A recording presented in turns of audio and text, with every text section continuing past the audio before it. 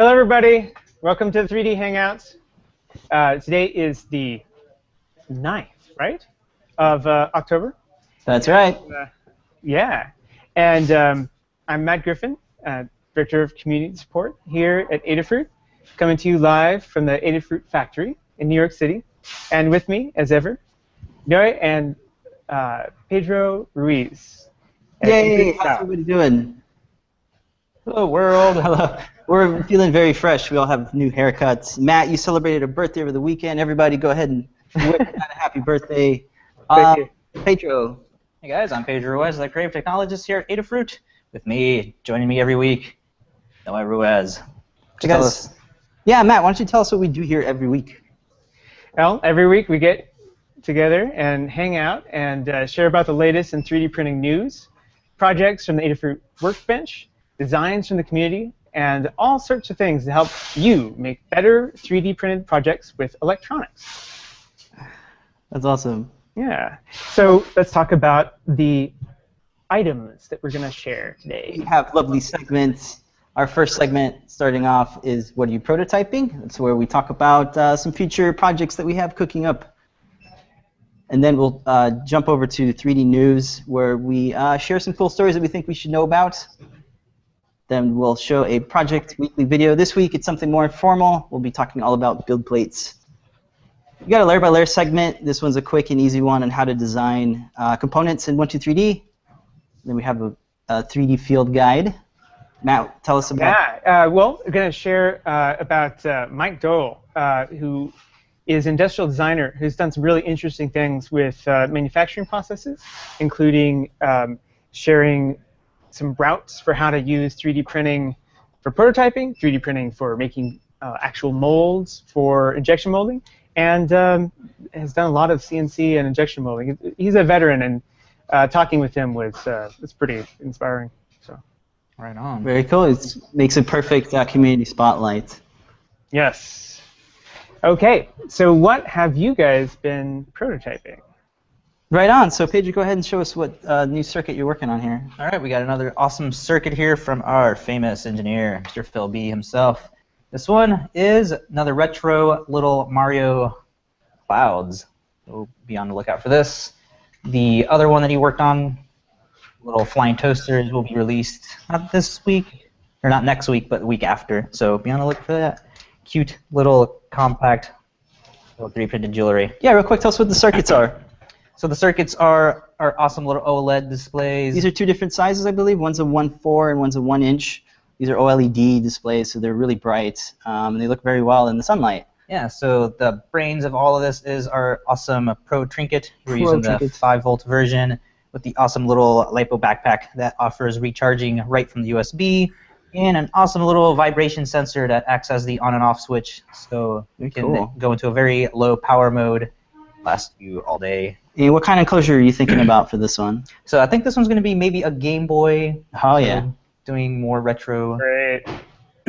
Very cool. Had you guys ever seen the Corey Archangel, the clouds like installation? Because he did that. He extracted just the clouds and he made a. It was a hardware like he built it into a ROM like case and he played it in art galleries. It was in the Whitney Biennial, like, oh man, like 2000. I want to say like 2 or 3 or 4, something like that. But huge. And now I'm sort of addicted to the idea of having one of these little ones. I won't get any work done. I'll just be looking at clouds. Continuing on with our wearable cute stuff, here's another project that we're prototyping. This is a lot easier for anyone who's looking to get into 3D printing and DIY electronics. This is the TARDIS time machine from Doctor Who. Wow, so it's using 3 LED sequins, which are very small surface mount LEDs. And inside of the little platform here we have a battery holder. It's a breakout board for the CR2030 battery. And this guy comes in 2 different sizes. This is a rather big one. Whoop. And then we have a smaller one. This is a little brother for the CR1220 using blue LEDs. So those are really nice. This is going to be a future project on Wearable Wednesdays with Vicki Stern. She came up with the idea, and she'll make a lovely video and guide to go along with it. Very cool little future project, literally from the future. Whoa. So let's go ahead and jump into news, Matt. That's what we got cooking on this week. Okay, well, you can check out our posts, round 2 today, that lists out some of the things that we share. And there's one late entry that will appear there later. So first we have this lovely collection of 3D printed pumpkins, jack-o'-lantern projects from all over, raiding through a lot of the repositories looking for this stuff. And what I found really interesting with this is that it's Halloween, and jack-o'-lanterns are like a classic, like sort of craft thing to make for the occasion. I love how much there is happening in the world of 3D printing, related to pumpkins. So there's some really great ones, and you can kind of see the evolution of how people in the 3D community are getting better at their tools and better at mashing things up. This is a cool little mechanical walker that we shared about last week. Okay, and let's see here. Jumping right, speaking of Mechanical, moving parts. I'm not going to speak out. I'm going to share this. I'm totally addicted to this. This is just like a run cycle test from an animator in the UK who is very inspired seeing some other 3D printed animation projects. He did an excellent job, and so there's a reason why this stuff has sort of been picked up and people are getting excited, even though he doesn't necessarily have a project with it yet. Very interesting. This project is absolutely amazing, and you guys wanted to share about this. Absolutely, yeah. So this is a project from James Bruton.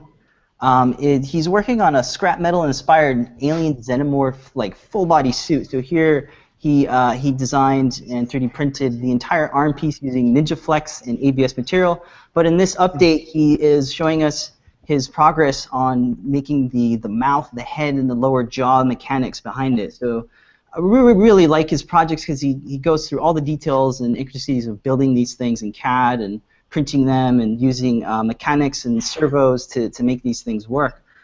So here he's showing how he's using one servo and sort of like a chamfer and a rail to make this sort of mechanical-looking piece. This is like bringing back the memories of like watching the Alien movies as a young kid. And there it is working. It's very, very like scary looking, and I love that it works. It's great because it both is like that iconic look that's so exciting, and it's very complex. But he found a way to do it that's very simple and repeatable, like you have to for a costume project like this. So it looks pretty sturdy for a 3D printed mechanical object. Yeah, and he's using the Lulzbot Taz 4, and that's perfect for this type of project because the scale of this project is just so massive that he's able to print very large pieces. So definitely check out James's YouTube channel. He's X-Robots, and we also have a blog post, and we try to share his weekly projects. He has a project every Tuesday, so check those out. Nice. Speaking of 3D printers, I don't know, I have a habit of saying that. This 3D printer project is very exciting. It's a DIY SLS printer. Now, you can't necessarily build this and commercialize it. I believe the rumor has it that the patents are still held down way too tight for these. But this is a process that has been seen as being very difficult and highly sought after. Like a lot of the stuff coming out of Shapeways are using these techniques. So this engineer's been developing this as a hobby project over at the Hackaday project page. So check it out. And you have to share about the airplane project. Oh my God! Very awesome one making the rounds. Very brilliant German engineer, product designer, came out with this sort of mechanism that it shoots out flying paper airplanes. He calls it the AR6, I believe, and this thing is crazy. It's making the rounds on the internet. It's like on Gizmodo and several other places. And the A6V1 is what he's calling it, and most of it is 3D printed parts. He repurposed a motor from a drill to power these series of rollers that like It does the fold.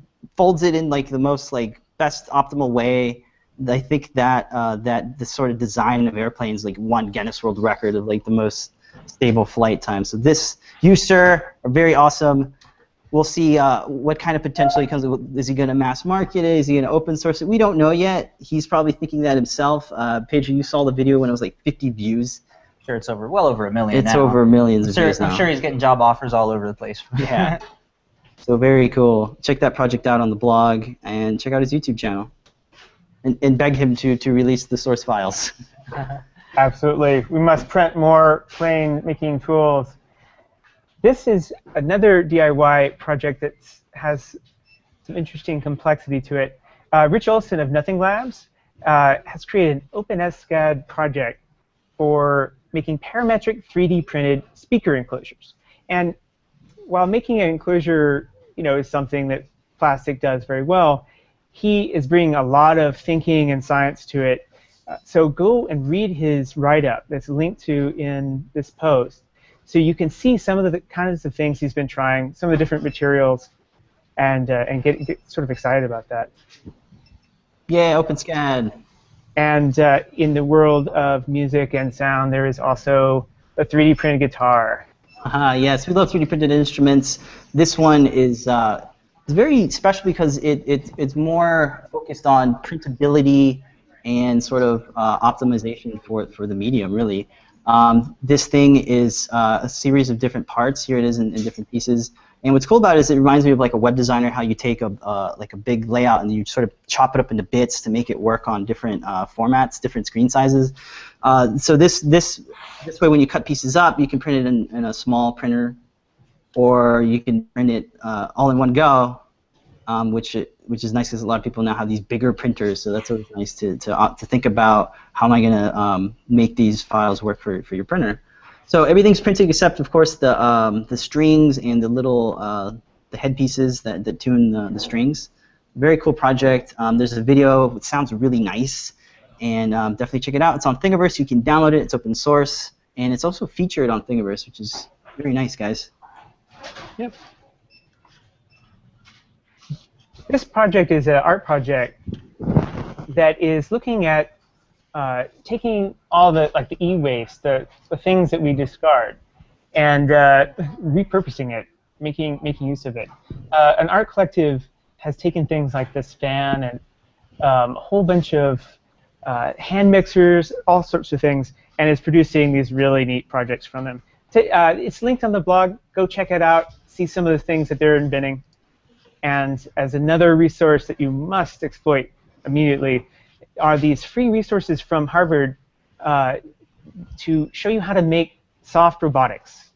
And one of the cool things about this is that the project itself was to try to focus on offering good educational instructional tools. So these resources are great, in addition to soft robotics being very cool. So that's news for today. So why don't we dive into the plate that you're sharing about? Yeah, sure. So this week we have a cool project video that talks all about our Printin' Z plate, formerly known as Ninja Plate. A couple months ago, we talked about this plate, and in this week we're talking about sort of some of the things that it's good for. It works with ABS, PLA, and Ninja Flex.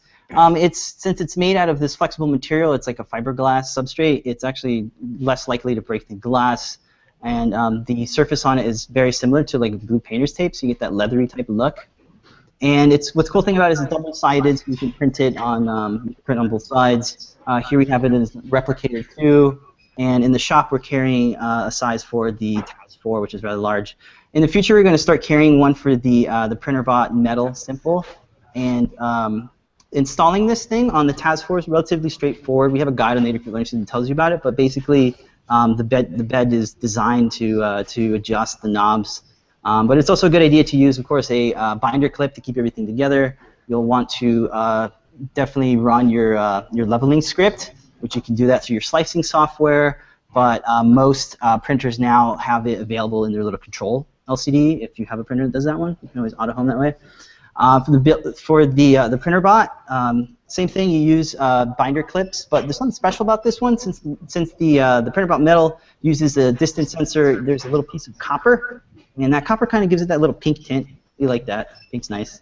And with the copper, it makes it so that the distance sensor, the probe, can sense and detect the surface, and then you can level the sensor to make it nice.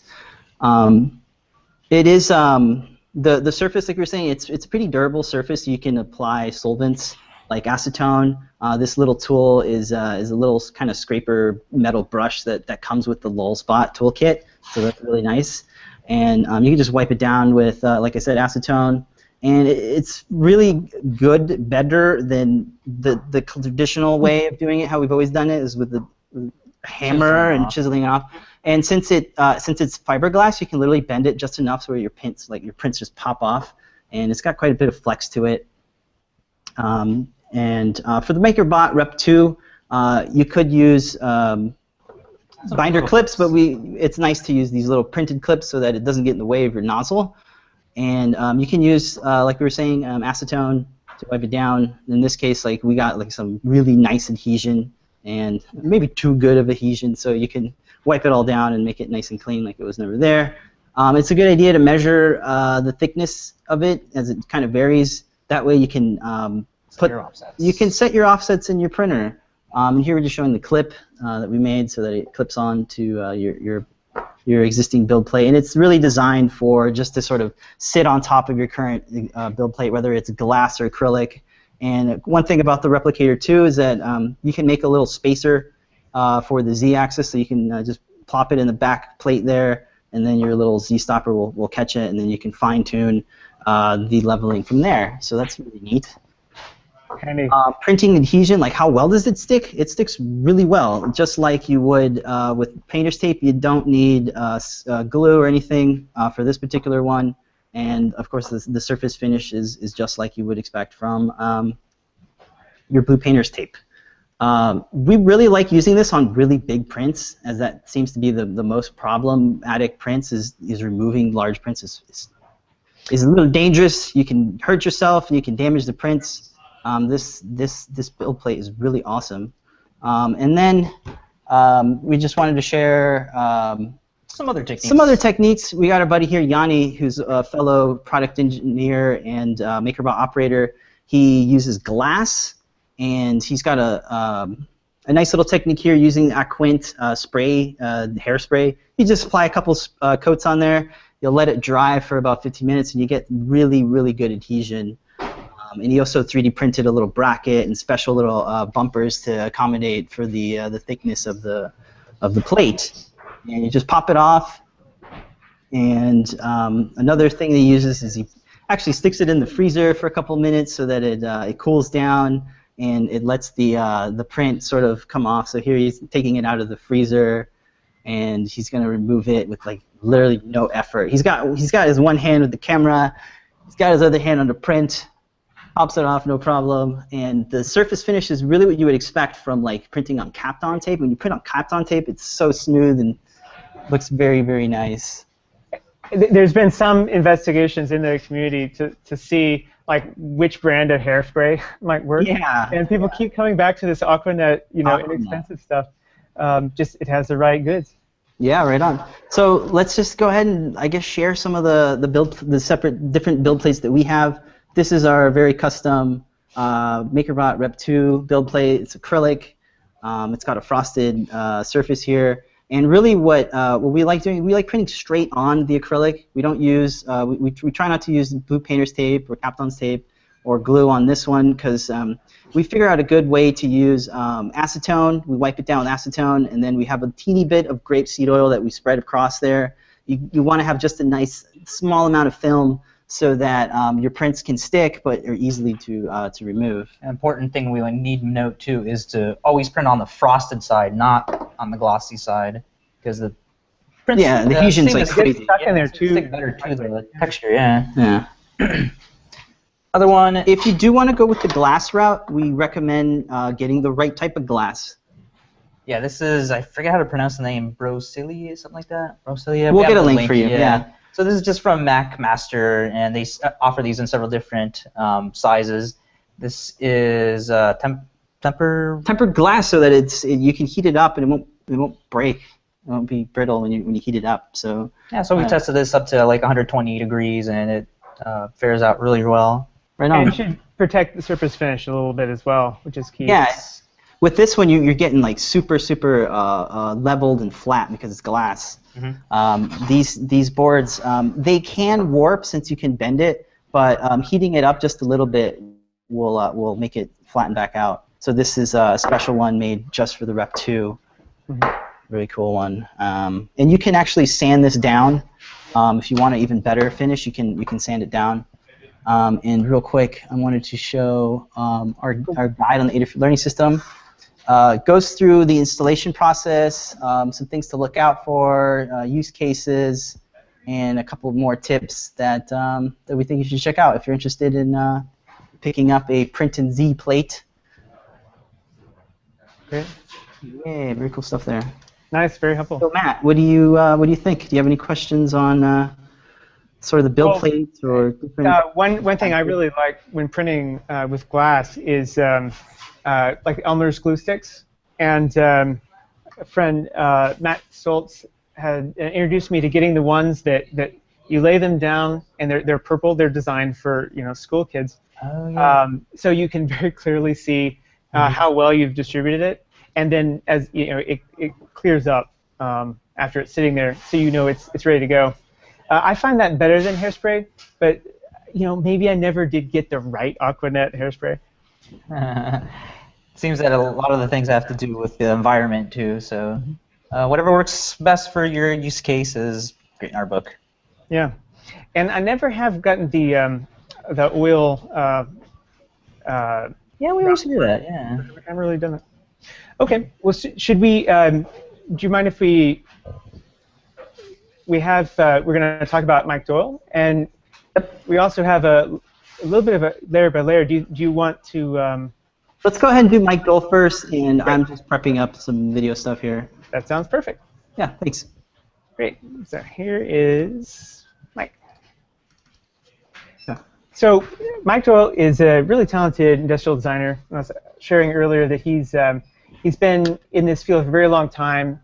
Independent designer working out of Toronto. He has a company out there, and they do lots of design projects. And this is his current desktop 3D printer farm in his living room. There's a longer story that I'll probably share in the interviews online. He had his former studio burned down. Everything survived in his place, but the rest of the building was gone. So now he's in the living room. This is a project he just finished, an explosive trace detector, which is pretty interesting. And he said they're getting ready to soon convert it to checking for other things. And this is a story I just thought was really fun. You can see the little image in the top there. He made a project, and I'll share about it. I can jump to it. He did some experimentation with the manufacturing process. He tried 3D printing a mold and using that for injection molding. It's a really neat project, and it caught a lot of eyes because this potentially could save a lot of time and money because you don't have to do as much of the treatment of the tool itself, all the rounds of milling and polishing that would have such a big effect on the surface. So he tried a couple of different routes, and he still has people who will contact him, salespeople, suggesting that if he's doing injection molding, he might want to try this process, and they send him his image back to him from his project as an example of something he should learn about.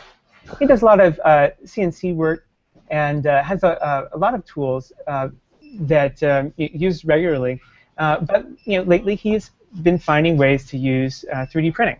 Here's a project he did for Adafruit. He's been doing a bunch of neat enclosures, and he did the eye necklace. This project was accomplished using CNC milling. It wouldn't have made sense to do this as an injection molded part because you wouldn't get quite the material finish you want. But as he's been making more enclosures, like this classic Pi A and B case that he made, he has been not only using the traditional method of injection molding, which is great for the kind of quantities that these were produced in, but also starting to do, think about how he can use a desktop 3D printer and rapid prototyping to test as he goes. I interviewed him a couple of days ago, and he shared about the process he went through, making a lot of the mold projects, injection mold projects for Adafruit. And here's one all the way to the finish, and there he had the text there. So if you flip over your Pi case from Adafruit, you can see his name on it. With this project, he and Phil Lumore started using desktop 3D printing more. Not because they were going to make it with a 3D printer, but so they could test it. So here's an example of one of the printed tests. So instead of mailing back and forth a CNC'd model in wood or some other material the way he used to, instead they've been sending files back and forth and testing, iterating as they go. So it's very, it tightens the period of time between creating a test and having us take a look at it, and he's able to try a bunch of things. Here's a rendering of the project, and I shared about this earlier, but it really is a neat project. He's looking to write this up in more detail. Some of the things that he learned from a business perspective about what it might mean to take a route like this, printing a mold. So here are 3 just quick tips from him. One, he's going through and making lots of iterations of things, and he's really been enjoying using tools. This is a little text tool in SolidWorks to go in and punch the date of the version into it, so we can have them at hand and be able to reference them. As he produces projects, he always thinks it's important to get the client or whoever he's making the project for sign off on each stage of development. So here he has clients sign the bottom of the rapid prototyping 3D printed projects as he gets closer and closer to the final goal. And he has that as a reference for what the conversations were. And he has a warning about rendering. You can make beautiful renderings like this. This is entirely a rendering. But it can actually end up skewing expectations with your clients, because they will take some of the visual effects used to create the image and become a little bit confused about what materials are actually available and what the process is you're going to use. So those are some quick tips from Mike, and it was a very interesting conversation. I look forward to sharing more about the things he did. So. Very cool. And people can find out that interview later today, or it's already published? Yeah. Yeah. Okay. I think, yeah, shortly. Very cool. So I was going to share a layer by layer. It's a quick tutorial. We have probably about 2 minutes to share it. I might not be able to go through the whole thing, but what I'll do is I'll make a separate screencast of it with the commentary and all the steps and stuff. I do have one. I have like a blog post up, but I'll do a proper sort of screencast with a voiceover. So in this sort of tutorial, we're taking a look at making the CR2012 battery holder, and you can use these techniques to really model any component and make a reusable widget so you can mount your components to your 3D printed projects. So in this case, it's just a small little piece of material that has the standoffs for the mounting holes. So you start off with just a box, and what happened? Nope. Same. Oh, okay. Sorry, thought I was getting a cue. We are running low on time, so keep in mind. Yeah, definitely go over this. Yeah, I'll go over this in great detail in another video. But the basics is to start off with your base shape. So I'm using the dimensions that are in the products page, the Adafruit products page. So I think it's like 15 by 20 or so at the 2 mil height. And people are kicking me off, so so it's 3:30 now. So again, be sure to check out the blog post on this, and hopefully you can benefit from some simple techniques on how to design components for your projects. Yep. So we'll wrap up for today and make sure to share that more about that in the future. And we can save a little bit of time next week maybe to share some more, because we've been hearing back from you guys that you want to hear more about directly working with electronics and electronics enclosures. So thank you for keeping in touch with us. So that's the show. 3D Thursday continues. Please continue to check for stuff we're sharing on the blog. And where else can they hear about us? We have some lovely links for you guys. Check out our guide on the Adafruit Learning System. There's a lot of other projects too, tutorials. And of course, check us out on Google+, so you can share your projects with us and maybe even join our show and tell show. It's every Wednesday at 7:30. And of course, we got the blog for you at adafruit.com/blog. Every Thursday, we have very cool blog posts for you. And you can also follow myself, Matt, and Pedro on Twitters, the Instagrams, and the Thingiverses. All right. We'll see you all next week. Same place, same time. Until then, we'll keep on printing. Yay. Bye, everybody. Thanks for watching.